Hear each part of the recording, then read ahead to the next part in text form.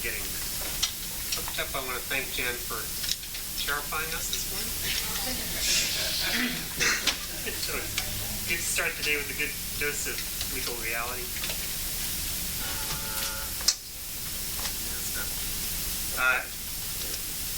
Good.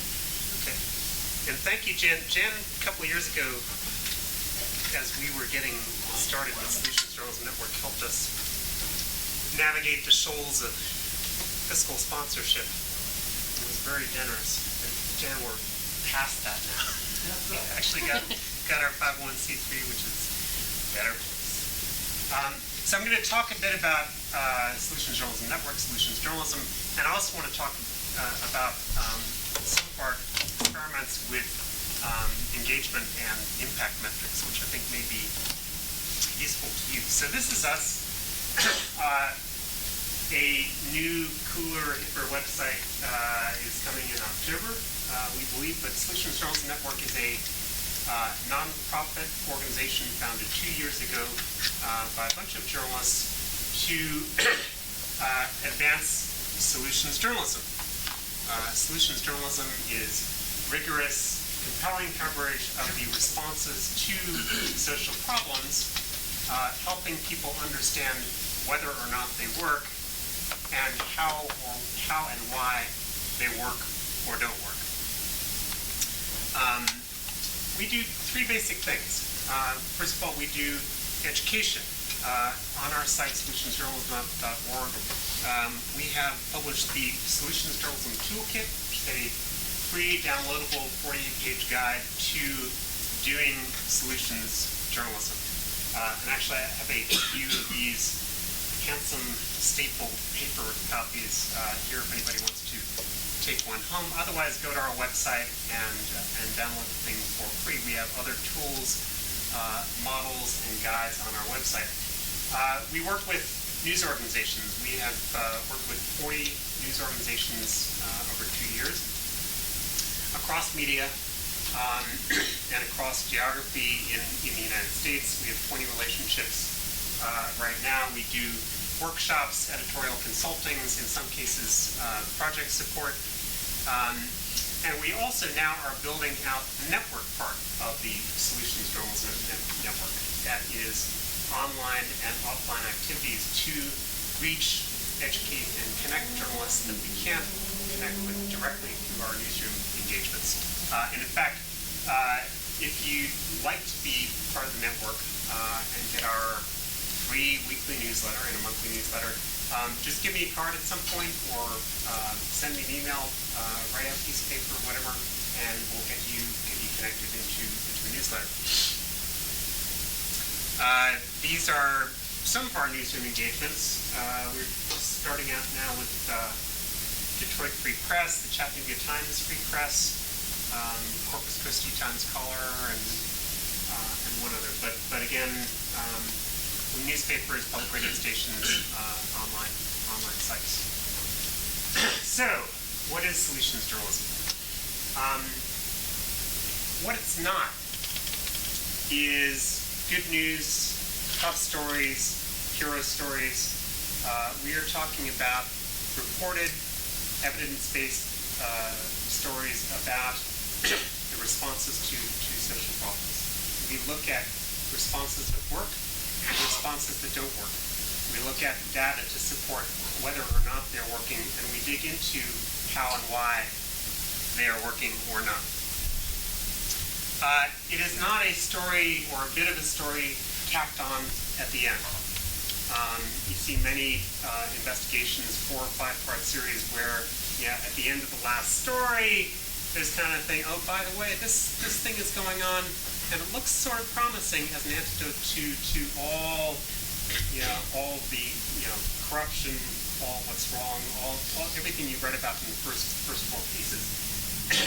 Those massive investigations obviously are completely valid and valuable, but what we're talking about is a more systematic integration of the solutions view into the whole of a series or a story.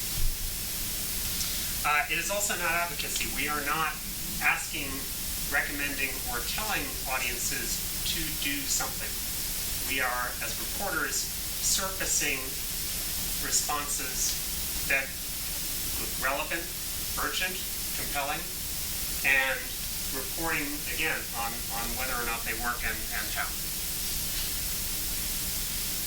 So, this is what we do.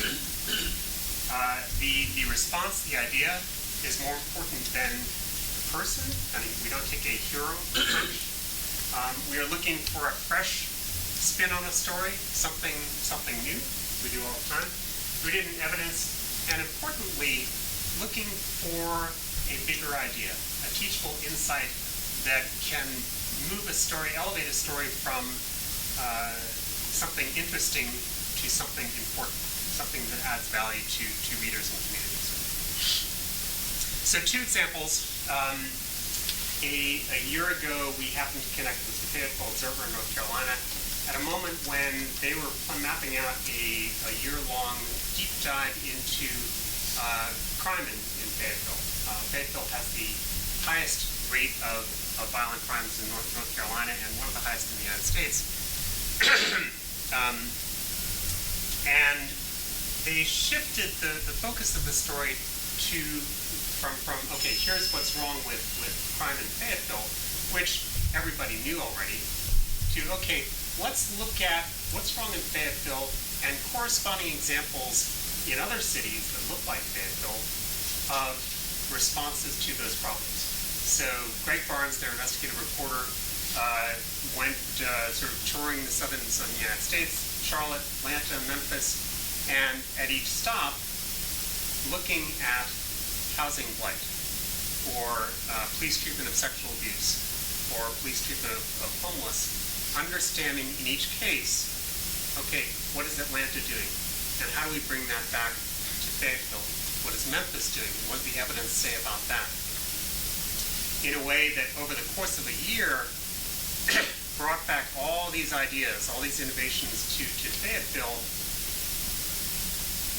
to turn the conversation in Fayetteville, to change everything we thought we knew about crime in Fayetteville to, okay, here's something new. Here's something to talk about, to change the course of conversation. In fact, they did. The newspaper ended up holding a series of public forums with the Office of the Police Chief, Office of the Mayor, church groups, community-based groups, and others to start a constructive community building exercise, incorporating what the newspaper had learned about these different responses. The Seattle Times a year and a half ago launched an initiative called Education Lab, which is a deep dive into responses for public education. And again, the motivation was similar. The Seattle Times has covered public education for forever. I mean, they have a great reporter who has covered public education for 20 years. Everybody knows what the problems with public education in Washington State are. They were writing the same stories over and over again and creating little incremental value with those stories. So this new approach, Education Lab, is the same deal. Let's understand for absenteeism, for low college graduation rates, for pre-K, how is it being done in other places? How is it being done in Washington State in ways that change the way we understand these problems? So each month, a deep dive feature story, a running blog, online and offline features, a series of public events that have, we think, and we'll get to this later, change what people know about public education, change the way they think and talk about these issues, and start to move the needle on behavior within school systems and public policy. So, why is this important? Well, first, it's better journalism. It is a more complete, more faithful view of reality that marries, in each case, understanding of what's wrong with intelligence on, what's working. We have both sides of the story, the whole story. These stories also can create greater impact. They can strengthen investigations. They can move public conversation and public policy. And also, these stories can drive higher engagement. There is a lot of evidence, academic evidence, in the sociology and psychology realm that says, if all you feed people is bad news about what is wrong with their communities and societies, you shut people down, you shut conversations down, you move people into apathy. If you combine that reporting, that important reporting on what's wrong, with evidence-based stories about what's right, you create access for people to a different view of their world and a different conversation. So that's what we're trying to do. And the question is, for us, how can we demonstrate this? It is important for us to demonstrate it in our conversations with newsrooms, in our conversations with funders. Solutions Journalism Network is 95% funded by philanthropic foundations who demand, in many cases, evidence that what we're doing is actually, working in some ways, actually important. This slide seems to move without me. So we look at four. We've tested engagement metrics on four different places. I'm going to go through each of these to let you know what's done. First, the anecdotal. How many of you try to capture in some way anecdotal evidence of impact? Okay, I'd love to hear about what you've done. It's hard because they are all over the place, right? They're bits and pieces of string, and hard to organize, hard to systematize, hard to analyze. So we've worked with Lindsay Green-Barber at the Center for Investigative Reporting, who's developed an impact tracker, which has a front end, and this is impossible to see, but basically it gets at the sorts of impact. So online comments, direct audience response, awards, public officials referring to the story in a public way, a description of the impact, a sort of narrative description, the number of people involved that you can get at that, and the date. And then on the back end, it collects these and sorts these into categories. So direct audience response, these are other. School district refers to a story, online comments. These are each an anecdote type that are on. You can see here, these are aggregated here into the number of direct audience responses, the number of guest columns. So we have used that. We use that on our own account for our engagements across newspapers. We've also done it at the Seattle Times, and starting to do it at the Boston Globe and one other news organization, to allow them easily to harvest and organize this anecdotal data. We found that some of our funders, and how many of you get foundation funding at all? Okay, I don't know if you found this, but our funders, some of our funders love the data. Gates Foundation notoriously loves data, for example, but others are far more interested in narrative approach. So we can use the impact tracker to feed narratives like this. This was a piece that we did for the Rockefeller Foundation Story Challenge, and it combined sort of a story behind the story with the reporter talking about the story with, on the right-hand side, kind of a timeline of what happened as and after the story appeared. And we're running an account of the story's impact beyond the story itself. And I think this sort of narrative is incredibly important to make our work accessible. And so we aim for about one of these a month, either in narrative form or a video about one of our projects and the impact it has created. in some cases anchored by the data coming out of the impact tracker. So, okay, the API thing is not meant to be here. CIR is making its impact tracker open source, I think, within the next month or so. If you're interested in using it, you can email Lindsay or go on to the CIR Reveal site where the contact information is there.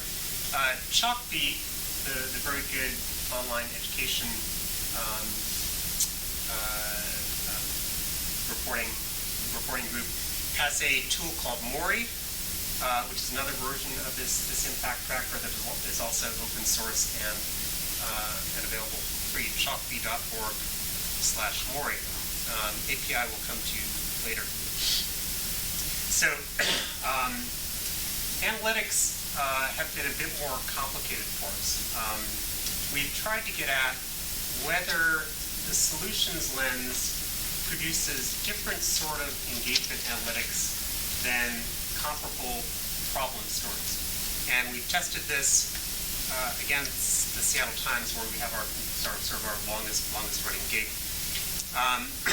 We came up with a rubric for what defines a solution story. It's basically these 10 questions, which we later refined down to 5. Does the story explain the causes of the social problem?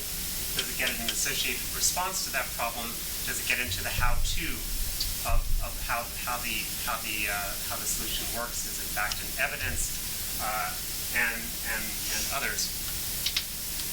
We then created, Brian Abelson was a Knight Mozilla fellow doing data projects. He's now at Columbia University, and he created for us this tool that allows anyone to answer on the right-hand side sort of yes/no questions about, okay, does the story address these questions, yes or no, on the right-hand side, and on the left-hand side, actually tagging the content of the story to identify what content is solutions-oriented, what is problem-oriented, and what is the result, evidence in the story. So we then mined the analytics, the news analytics. In this case, it was Omniture. At the time, is now using Google Analytics to get at each component of the story, and we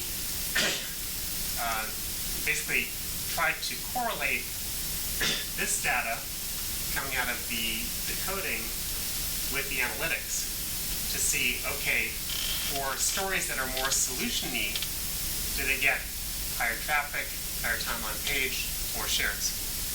So this is what we got.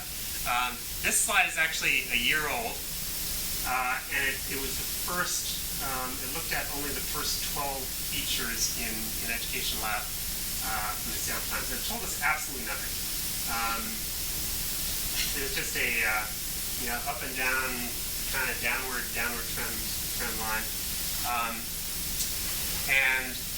So yeah, this stuff is hard, and analytics is hard in this case because there's so many externalities that can drive engagement. We are trying to hold all things constant such that we get at the effect of solutioniness in a story, but really we have to look at also, okay, I don't know how to stop this crazy thing.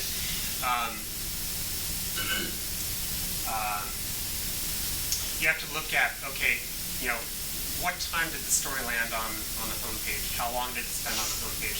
What else was going on in the news day that day? Was there a big football game driving traffic to the page?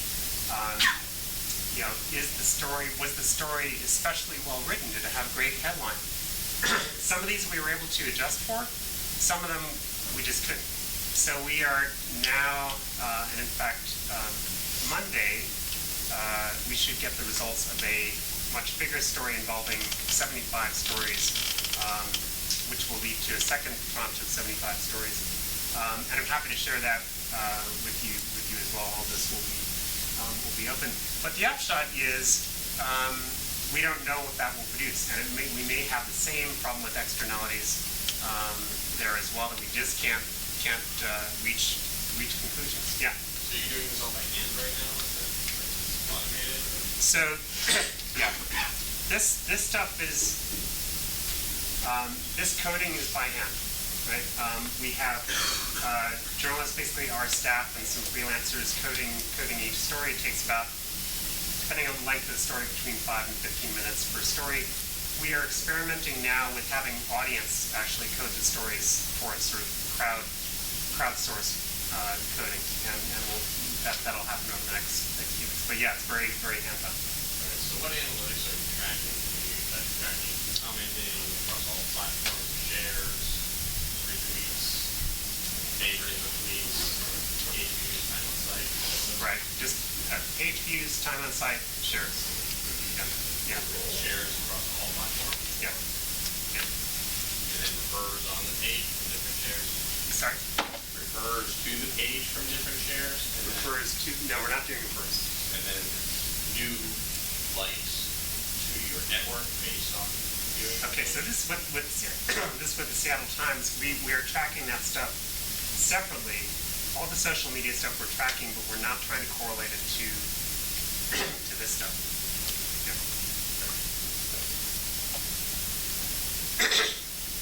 Anybody else?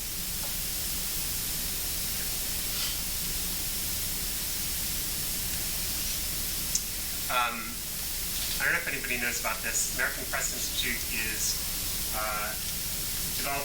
developed a tool called Metrics for News, which does everything I've just told you about very, very well.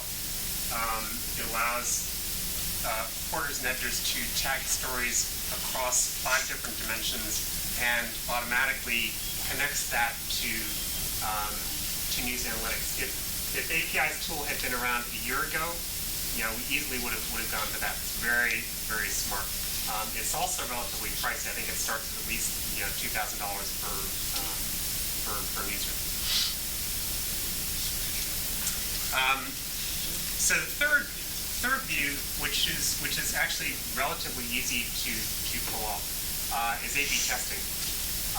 We started a year ago with the Engaging News Project at the University of Texas and a team of students at BYU to design 3 story pairs, basically starting with the same core story and then adding in solutions-oriented content to one of the versions. And then we had did a national survey where we had half the universe read the solutions version, the other half read the problems version, and see how they responded to the survey about those stories afterwards.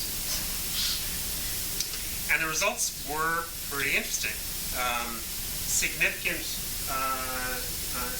results on people who said they felt more inspired, more optimistic after reading the article. Said they would read more articles from the same news organization. They would get involved, were likely to get involved in working toward a solution, and would share the article. So powerful result for us. We are now working to do A/B article testing in a live newsroom setting, and a story, the first story pair should land in the Deseret News either next week or the week following. Again, there it will not be survey based. It'll be we'll simply do the story pairs and get at the same sort of passive metrics around time spent on page and shares. And we're also doing A/B headline testing at the Huffington Post on the same story, solutions-oriented headline, problem-oriented headline, seeing which tracks more hits. And finally, we are doing audience surveys. Again, this is pretty straightforward. In the case of Seattle Times, they're going out to several other groups, a reader panel, newsletter subscribers, in their case, newspapers and education, which is focused on teachers and other educators. And just a 10-minute, 12 or 15 question survey on the response to certain stories. So do these stories change the way people think about education? Do they change what they know? Do they change how people are likely to act? This is a very easy, quick way to get at, again, the power for us of a certain approach to reporting. Again, here I think there are ways to effectively address this problem. Relatively strong results. The next step, which we are starting to test, is getting at constituent surveys. So going beyond audience, can we get at the impact of the story on conversation in communities? So in this case, we are going to community-based groups and asking them to distribute via email surveys to their network members. And in the case of Seattle, we started a group called Roadmap Project, which has deep connections among community-based organizers and parents in low-income immigrant communities in South Seattle, where we want to understand how are these stories changing what people know about education, how is it changing what they think about education. So this is a way we've already started the survey. With a strong community partner, it's a relatively easy, inexpensive way to get at feedback beyond core audience.